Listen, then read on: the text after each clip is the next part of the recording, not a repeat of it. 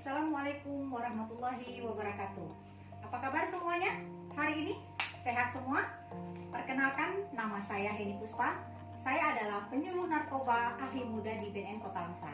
Saya bergabung di BNN Kota Langsa kurang lebih baru sekitar 3 tahunan. Jadi saya baru dalam masalah penyuluhan di BNN Kota Langsa ini. Sebelum saya memberikan materi, karena materi kita hari ini judulnya adalah racun dunia. Kalau bahasa Aceh namanya racun dunia. Nah, seperti itulah, karena saya bukan orang Aceh, mungkin kalimatnya itu kurang fasih kedengarannya bagi orang-orang yang suku Acehnya itu betul-betul suku Aceh. Nah, jadi namanya racun dunia. Kenapa saya bilang racun dunia kepada adik-adik sekalian? Karena apa? Karena barang-barang haram narkoba itu adalah racun bagi tubuh kita, racun bagi masa depan kita, juga racun bagi kehidupan kita. Namanya racun itu seharusnya kan tidak boleh dikonsumsi kan, tidak boleh dipergunakan. Oh, misalnya seperti ini, ibu, saya pakai itu karena kata orang itu bisa membuat stamina kita menjadi lebih kuat, menjadi lebih bagus. Sebetulnya tidak. Banyak makanan-makanan lain ataupun minuman-minuman lain yang bisa membuat kita menjadi lebih bersemangat ataupun lebih kuat dalam melakukan sesuatu. Ataupun seperti ini, ibu, saya sering nih diajak teman nih make, kata kalau nanti saya nggak ikutan make, saya nggak ditemani. Nah, nanti kita ada namanya program ketahanan remaja, dialog interaktif remaja. Kita nanti kita bisa tahu bagaimana cara kita menolak ajakan teman-teman kita yang tidak bagus. Nah, bagaimana cara kita nanti menolak secara halus ataupun kita menolak secara tegas. Kenapa? Sebabnya karena itu merupakan racun dunia, racun tubuh kita, juga racun bagi semuanya. Masa depan kita hancur, hubungan orang dengan orang tua kita hancur, juga hubungan dengan personal yang lain.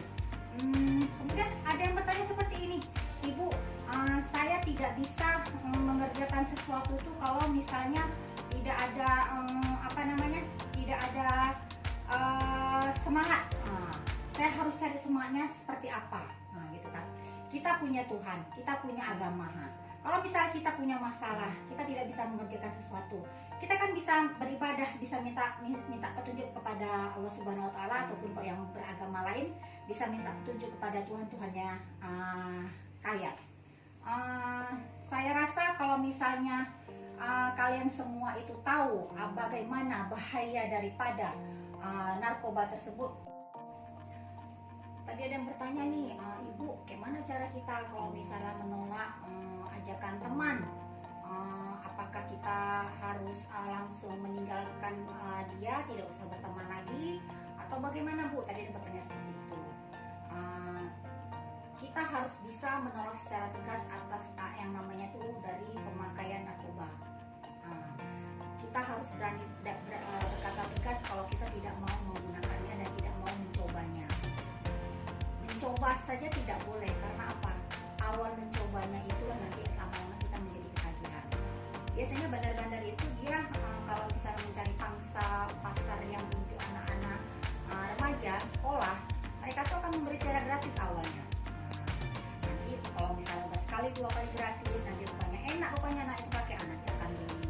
Kalau misalnya nanti udah beli, uang jajannya habis, kalau nanti nggak dapat lagi uang jajan, nanti akan menipu orang tua ataupun orang lain agar bisa mendapatkan uang untuk membeli barang tersebut. Dan kalau misalnya nanti menipu juga sudah tidak lagi mempan, nanti jadinya akan mencuri. Karena apa? Bagaimana caranya nanti dia tuh bisa mendapatkan uang untuk mendapatkan barang tersebut.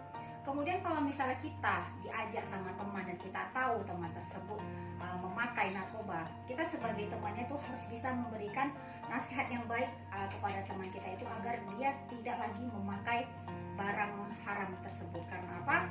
Karena seperti tadi saya bilang, itu bisa membuat kita menjadi orang yang dimusuhi, menjadi orang yang tidak punya masa depan, dan tidak bisa membahagiakan orang dan lain-lain lah.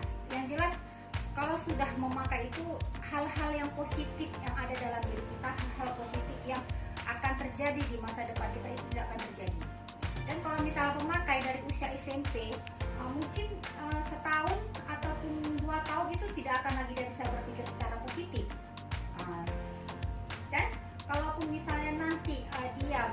menjadi apa namanya menjadi orang yang misalnya orang yang baik, orang yang cita-citanya mungkin tercapai, orang-orang belum tentu percaya. Karena apa? Karena yang namanya pengguna itu tidak ada lagi kepercayaan di kalangan masyarakat. Karena apa? Karena pasti nanti dia akan membuat melakukan hal-hal negatif di kehidupannya. Saya rasa demikian demikian sedikit ulasan dari saya, sedikit dari materi dari saya yang kurang lebih 5 menit, karena ini sih